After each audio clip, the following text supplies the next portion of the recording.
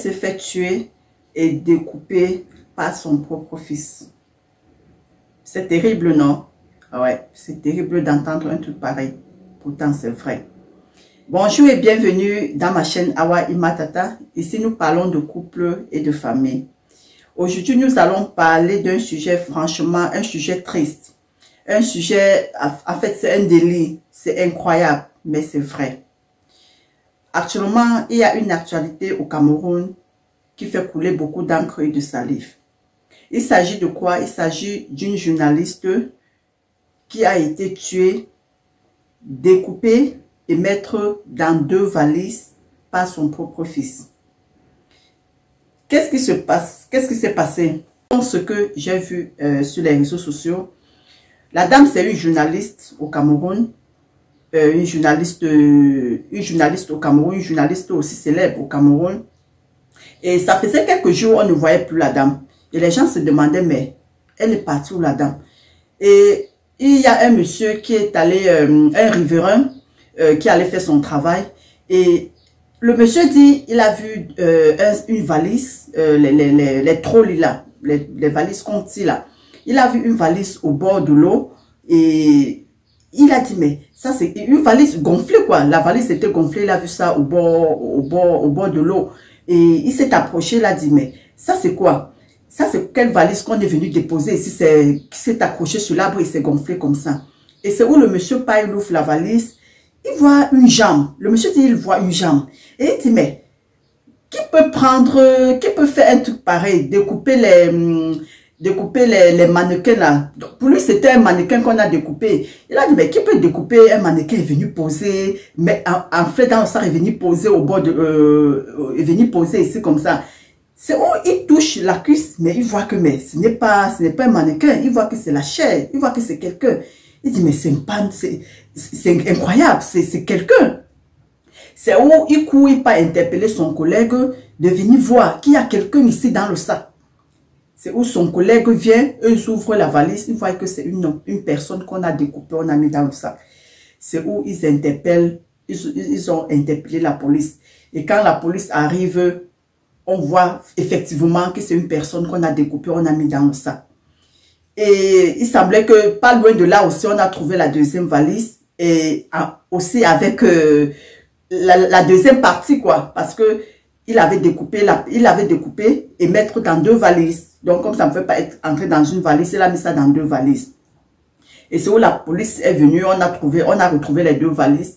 Et quand on a identifié la personne, c'était donc la dame en question qu'on cherchait, on ne trouvait pas la journaliste en question. Et après des enquêtes, on découvre que c'est son propre fils qui est l'auteur de ça. C'est incroyable, non? Oui. Son propre fils. Son fils qu'elle a porté 9 mois. Son fils qu'elle a souffert des douleurs d'accouchement. Avant même d'arriver aux douleurs d'accouchement, qu'elle a souffert pendant la grossesse. Parce que la grossesse, c'est pas facile. Vous, les femmes qui avez accouché là, vous connaissez que c'est pas facile. Les 9 mois là ne sont pas faciles pour porter. Sans compter même les douleurs de l'accouchement.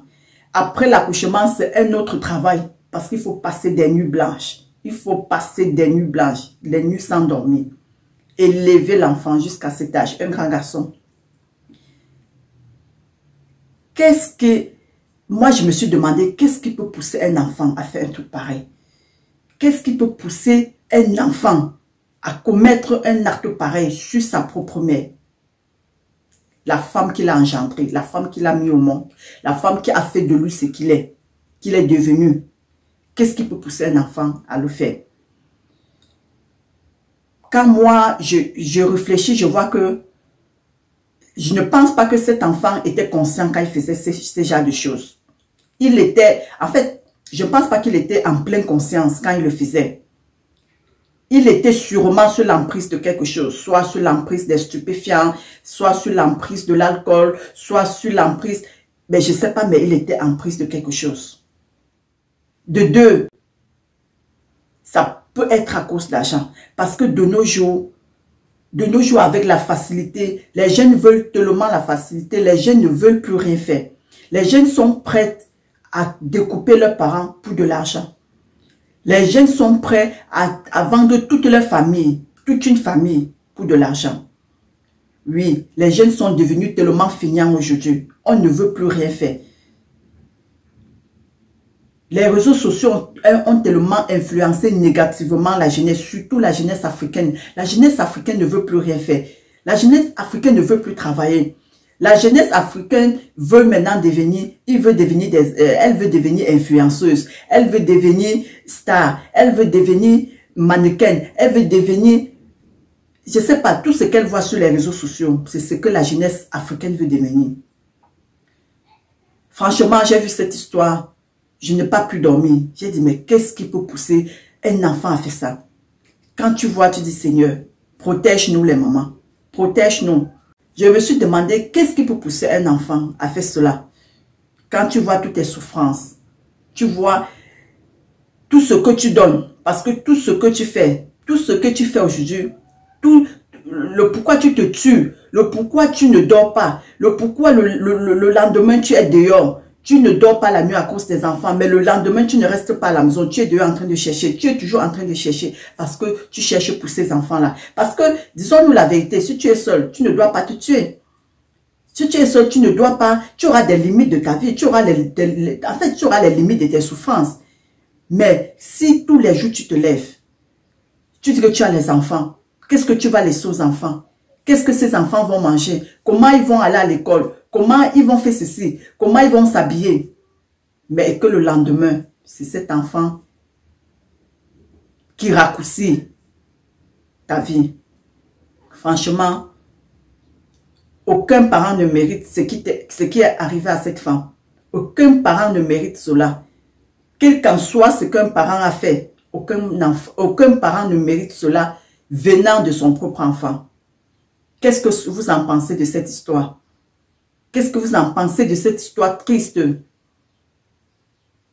Qu'est-ce que vous en pensez de ce qui est arrivé à cette femme?